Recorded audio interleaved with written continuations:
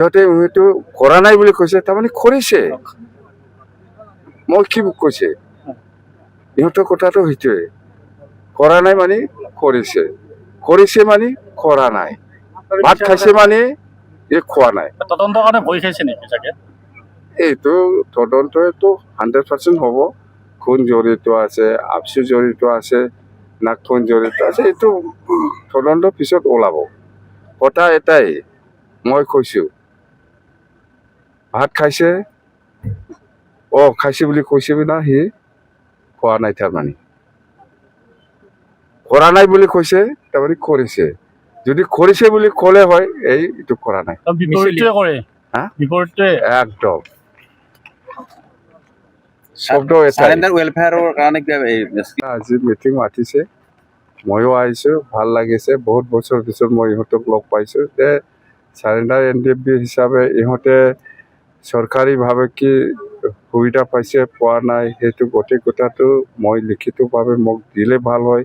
তেতিয়া মই অসম চৰকাৰৰ লগত যিহেতু ইহঁতে চাৰেণ্ডাৰ কৰিছে, অসম চৰকাৰক মোক জনাই দিব পাৰে, মই জনাই দিব পাৰে কি ফেচিলেট কৰিব পাৰিব নোৱাৰিব। BTC ফালৰ পৰা কিবা তেওঁলোকক BTC ফালৰ পৰা যেনিবা আগত সময়ত আমি 50,000 এনে কিবা এককালীন হিচাপে দিছিল আমি।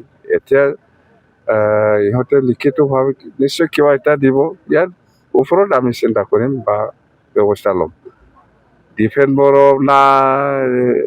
বড়ো বুলি ক'লেতো এইটো প্ৰেচিডেণ্ট দুটা পাৰ্টিৰে, ইফালে আপচুৰৰ প্ৰেচিডেণ্ট, ইফালে UPPৰ প্ৰেচিডেণ্ট হয়, একে বস্তু।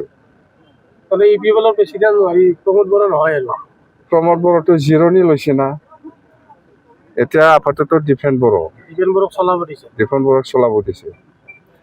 আৰু স্পষ্ট কথা, প্ৰমোদ বড়োৰ কথা হওক, মুঠতে কোনোবা UPPৰ নেতা বা কোনোবা আপচুৰ নেতা কথা কোৱাটো অপজিট। মুঠতে একদম ভাৰে আপোনালোকে, মই চিধাকৈ কৈছো, আপোনালোকে আজিৰ পৰা চাওক, আজিৰ পৰা পৰীক্ষা কৰি পেলাই চাওক, ডিফেন বড়োক সোধক আপুনি ভাত খাইছে না খোৱা নাই, খাইছে বুলি যদি কৈছে সি খোৱা নাই।